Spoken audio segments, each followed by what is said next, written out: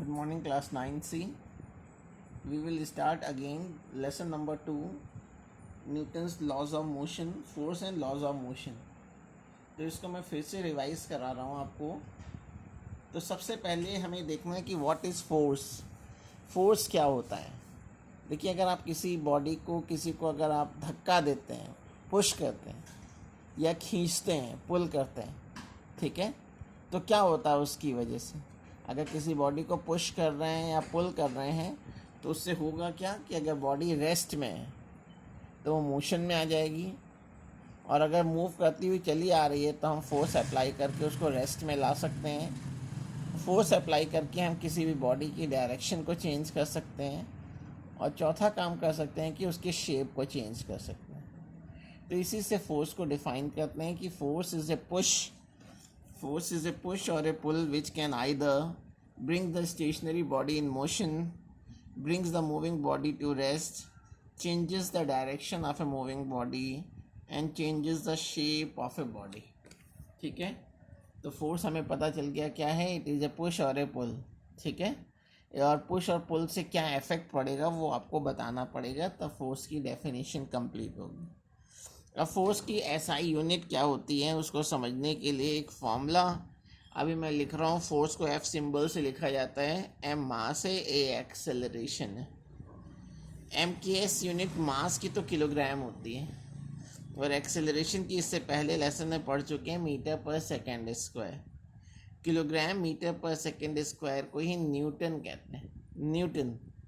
ठीक है, और इसकी सी जी एस यूनिट जो है, मास किलोग्राम की जगह ग्राम ले लेते हैं, और मीटर पर सेकेंड स्क्वायर की जगह सेंटीमीटर पर सेकेंड स्क्वायर. तो ये डाइन आ जाती है सी जी एस यूनिट. तो ये न्यूटन और डाइन में आपस में क्या रिलेशन है वो हमें देखना है. Relation between Newton and dyne. तो देखो, 1 न्यूटन को मैंने यहाँ लिख दिया था, किलोग्राम मीटर पर सेकेंड स्क्वायर को न्यूटन लिख दिया था. तो 1 न्यूटन को वापस लिख सकते हैं 1 किलोग्राम इंटू 1 मीटर पर सेकेंड स्क्वायर. 1 किलोग्राम में 1000 ग्राम हो गया, और 1 मीटर में 100 सेंटीमीटर हो गया. तो ये 5 ज़ीरो हो गए, तो उसको हम 10⁵ लिख सकते हैं, ग्राम सेंटीमीटर पर सेकेंड स्क्वायर. और ग्राम सेंटीमीटर पर सेकेंड स्क्वायर को डाइन बोलते हैं.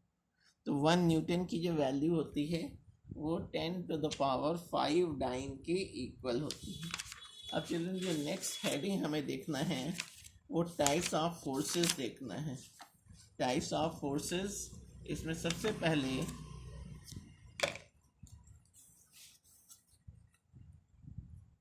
टाइप्स ऑफ फोर्सेस,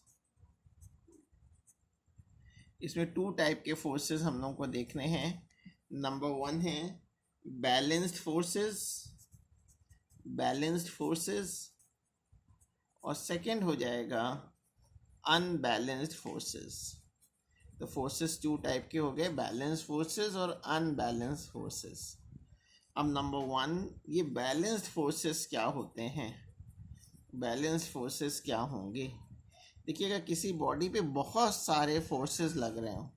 जैसे मान लीजिए ये मैंने एक हॉरिजॉन्टल सरफेस लिया और उस पर कोई बॉक्स को रख दिया है. ये मैंने बॉक्स रख दिया. देखिए, किसी भी बॉडी का जो वेट होता है वो तो डाउनवर्ड लगता है, वेट. ठीक है, और ग्राउंड जिस पे ये बॉडी बॉक्स रखा हुआ है वो उस पर एक रिएक्शन लगाती है, रिएक्शन. मैंने राइट साइड से कोई फोर्स अप्लाई किया है, अप्लाइड फोर्स. और अगर ये सरफेस रफ है तो इस पर एक और फोर्स लगता है, डायरेक्शन ऑफ मोशन की अपोजिट, जिसको हम लोग फ्रिक्शन फोर्स कहते हैं, फ्रिक्शन फोर्स. देखिएगा, किसी बॉडी पे बहुत सारे फोर्सेस एक्ट कर रहे हो और उन सबका रिजल्टेंट अगर ज़ीरो है तो ऐसे फोर्सेस को हम लोग बैलेंस फोर्सेस कहते हैं. तो इसको डिफाइन करना हो तो कह सकते हैं कि if n number of forces, n means many forces, if n number of forces are acting on a body and their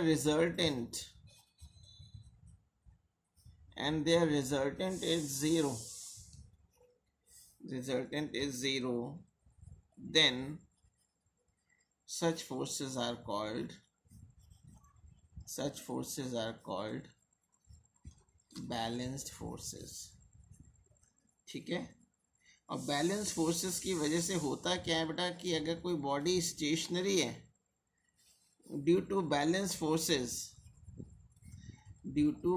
forces अगर बॉडी स्टेशनरी है तो स्टेशनरी ही रहेगी.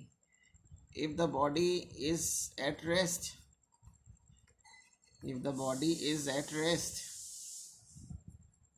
then it continues to remain at rest. It continues to be at rest. ठीक है. Balance forces की वजह से अगर बॉडी रेस्ट में रुकी हुई है तो वो रुकी ही रहेगी, और अगर यूनिफॉर्म स्पीड से कांस्टेंट स्पीड से मूव कर रही है तो वो मूव करती रहेगी. If it is moving with uniform speed, then it continues to move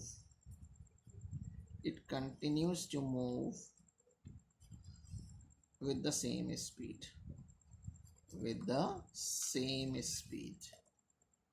ठीक है. अच्छा, तो ये हो गया बैलेंस्ड फोर्सेस. अब सेकेंड टाइप के फोर्सेस होते हैं अनबैलेंस्ड फोर्सेस. तो नेक्स्ट हेडिंग है अनबैलेंस्ड फोर्सेस. नंबर 2 टाइप के फोर्स होगा अनबैलेंस्ड फोर्सेस. अनबैलेंस्ड फोर्सेस में क्या होगा चिल्ड्रन की सारे फोर्सेस का रिजल्टेंट ज़ीरो नहीं होगा. ठीक है.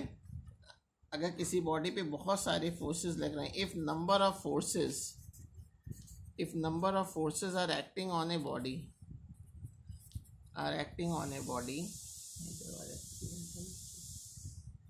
if number of forces are acting on a body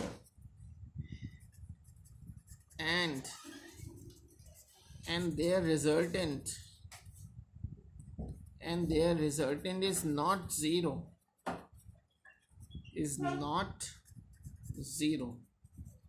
then such forces are called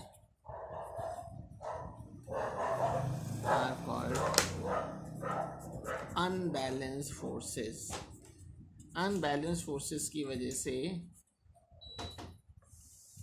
body अगर स्टेशनरी है तो मोशन में आ जाएगी. ठीक है. तो due to unbalance forces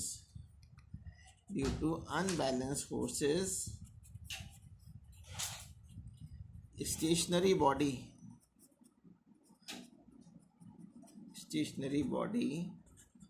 comes into motion. ठीक है. comes into motion, और उस बॉडी में एक्सेलरेशन भी होगा. अच्छा, तो ये थे फोर्सेस एंड अनबैलेंस फोर्सेस. एक बार फिर से सुन लीजिए. देखिए टाइप्स ऑफ फोर्सेस 2 टाइप्स के होते हैं. एक बैलेंस फोर्सेस और दूसरा अनबैलेंस फोर्सेस. अगर किसी बॉडी पे बहुत सारे फोर्सेस लग रहे हैं और उन सारे फोर्सेस का रिजल्टेंट अगर ज़ीरो आता है तो ऐसे फोर्सेस को हम लोग क्या देते हैं बैलेंस फोर्सेस. और बैलेंस फोर्सेस की वजह से बॉडी अगर स्टेशनरी है तो स्टेशनरी रहती है, और अगर यूनिफॉर्म मोशन करती है तो यूनिफॉर्म मोशन ही करती रहती है. ठीक है.